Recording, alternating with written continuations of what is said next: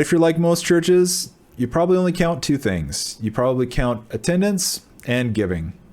Now, attendance and giving, what they are is lagging indicators. And what a lagging indicator is it is the results of inputs. Now, sure, of course, want to throw it out there right up front.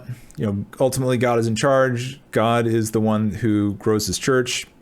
Not denying that at all. But what I am saying is when God called you to be part of growing his church, he didn't mean just count the outcomes and shrug your shoulders when you don't know what's happening. He still calls you to do things. These would be your leading indicators, the things that you do so that those lagging indicators increase. So what are leading indicators? Leading indicators are anything that you can do as an input that's going to increase that output, which is the lagging indicator. So let's say invites sent, hours spent, could be expenditure, it could be any number of things, right? That you do these inputs, we get these outputs. We spend more time invest more in our small groups, and it causes more people to end up attending church because the small groups did outreach. So something along those lines. They can be pretty complex. They're going to be a little harder to find based on how your church does things, but you need to find the leading indicators. Now, the difference between a leading indicator and a lagging indicator is your efficiency, and your efficiency in either return on investment, ROI, or return on objectives, ROO. So, for example, say you did like a harvest festival. Harvest festivals are fun, they're interesting, but let's say you did a harvest festival, you had 2,000 people that attended, and out of that 2,000 attendees, you ended up having 50 people that are now part of your weekly attendance. So your weekly attendance went up by 50. So the leading indicator in that situation was the harvest festival and how many people were at the harvest festival. Lagging indicator is how many people are now attending your church. Now that leading indicator is tricky there because that leading indicator is both a leading and a lagging indicator, because you had to do something to make those 2,000 people show up at the harvest festival. Because remember, just because we build it doesn't mean they will come. Kevin Costner's great, but the movie's nonsense. So what was your leading indicator there? Probably some form of invites, some form of advertising or something. So we know that that's the input. The more we do that, the more people we have come to the harvest festival. The more people come to the harvest festival, the more people are going to then show up at church as part of the regular weekly attendance.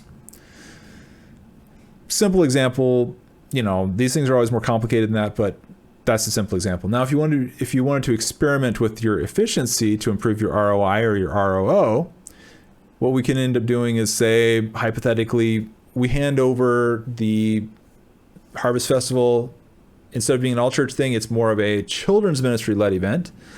And let's say the children's ministry, they do the same amount of inputs, but in terms of, advertising, money spent, things like that. Now, let's say we had 3,000 people show up instead of 2,000 people. Okay, so we've already got an increase. There's an increase in total number. So that's better efficiency, so better ROI, better ROO. Now, let's say they also ended up, out of that amount, they had 150 people that now started attending your church. So then not only were they higher number, but they had a higher percentage that went on. So you'd then know, okay, we've got a better return for our inputs in here. So those are things that you need to look for and look out for. Now, one important aspect here is accountability, because as I mentioned before, when it comes to those lagging indicators, it's really easy for everybody in the room to just shrug, whether they're staff, whether they're board members, whether they're some sort of deacons, volunteers. Everybody can just kind of go, well, it is what it is. Okay, our numbers were down 50, or okay, our numbers were up 50. Nobody can really take any kind of responsibility when it comes to lag indicators. So that's one of the reasons you need those lead indicators, because you can actually hold your staff accountable. Whether they're staff, volunteers, deacons, elders, whatever, you need to be able to hold everybody accountable to what they need to do. So if it needs to be a certain amount of advertising, if it needs to be a certain amount of outreach, if it needs to be certain classes or courses that put people on the discipleship track, these are all things that you need to be measuring, because you know that when you do these things, that you have the lag indicators increase. So, another example, let's just say you need more volunteers. To get from no volunteers to volunteers, you need to disciple people. People need to go through a discipleship process. Maybe you find out if you invite people into a particular course or class, that then they pipeline over to discipleship. Let's just do like a, Saddleback 201, 301, 401 kind of thing, that, okay, when these people take any of these courses, then we kind of pipeline them into volunteering and ministry. Well, then your input needs to be inviting people to those courses, getting out there, inviting people, pushing that, trying to get people in, because you know that those people are then going to be pipelined into those positions when they kind of take the course and find their place within ministry. All right, that's it for this week. I hope that you're inspired to get out there and find your leading indicators, so that you're not just counting your lagging indicators, but that you're finding those leading ones.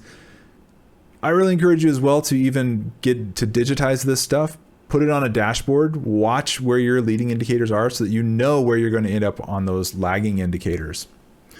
All right, with that, I will see you guys again next week.